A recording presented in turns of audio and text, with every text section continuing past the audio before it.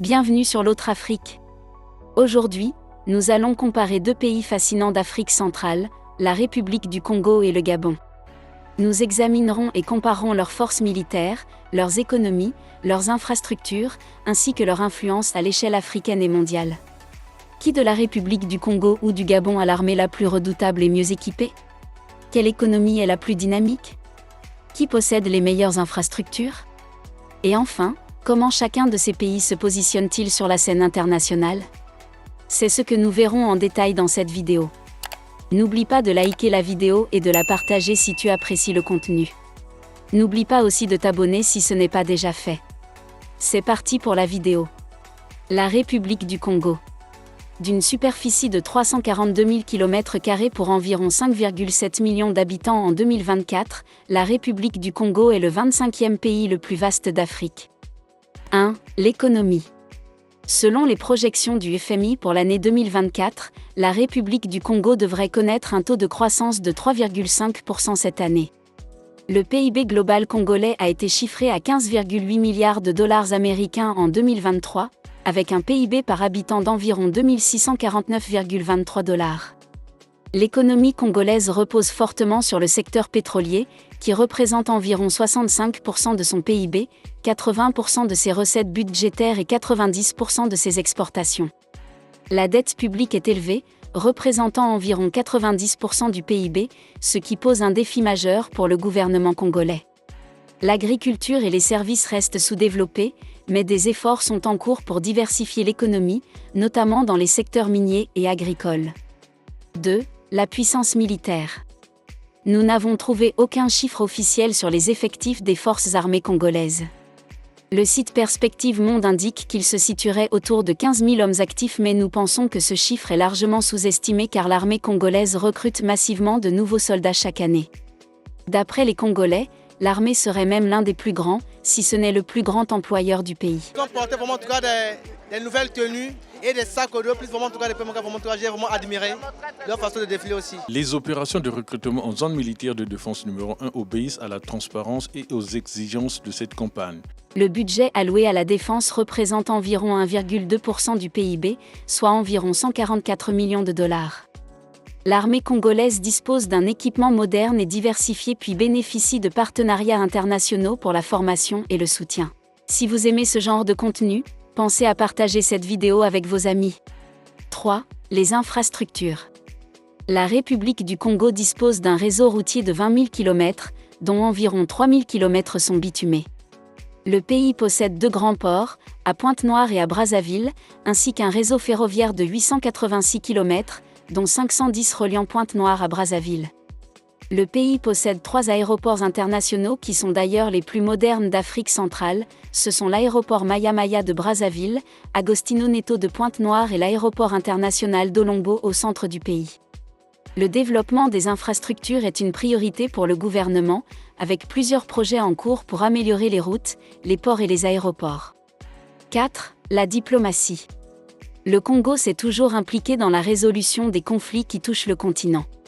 Il a été un médiateur de poids et un grand soutien de l'ANC de Nelson Mandela, il s'est beaucoup impliqué en faveur de la fin de la guerre du Darfour au Soudan, dans la résolution des conflits armés en Angola et en RDC dans les années 90, dans la crise libyenne post-2011, dans la guerre en République centrafricaine et bien d'autres encore.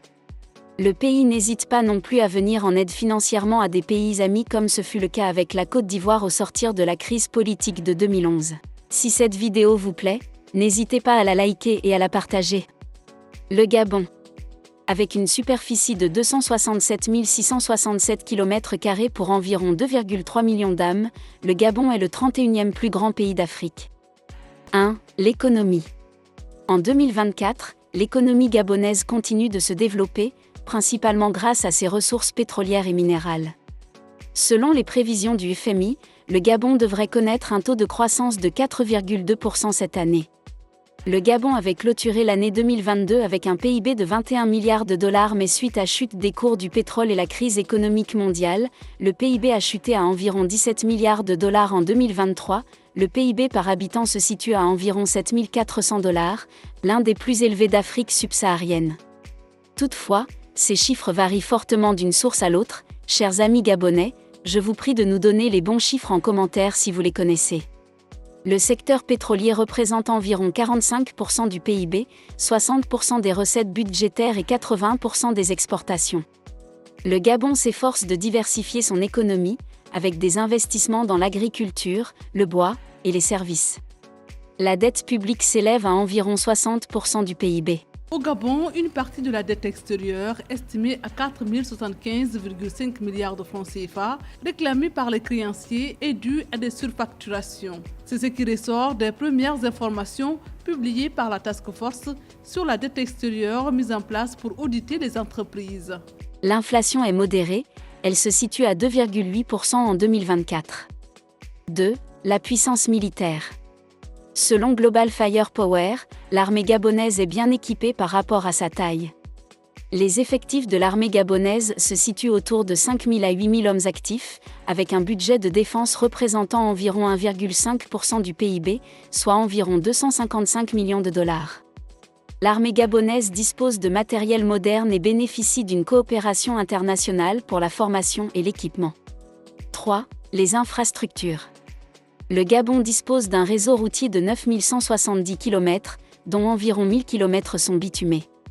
Le pays possède un port majeur à Libreville et un autre à Port-Gentil, ainsi qu'un réseau ferroviaire de 649 km reliant Libreville à Franceville. L'aéroport international Léon Mba à Libreville est le principal hub aérien du pays. Le développement des infrastructures est une priorité, avec plusieurs projets en cours pour améliorer les routes, les ports et les aéroports. 4. La diplomatie. Discret sur la scène internationale, le Gabon reste un acteur clé en Afrique centrale ? Le pays joue un rôle actif dans les organisations régionales et internationales et entretient des relations étroites avec plusieurs puissances internationales.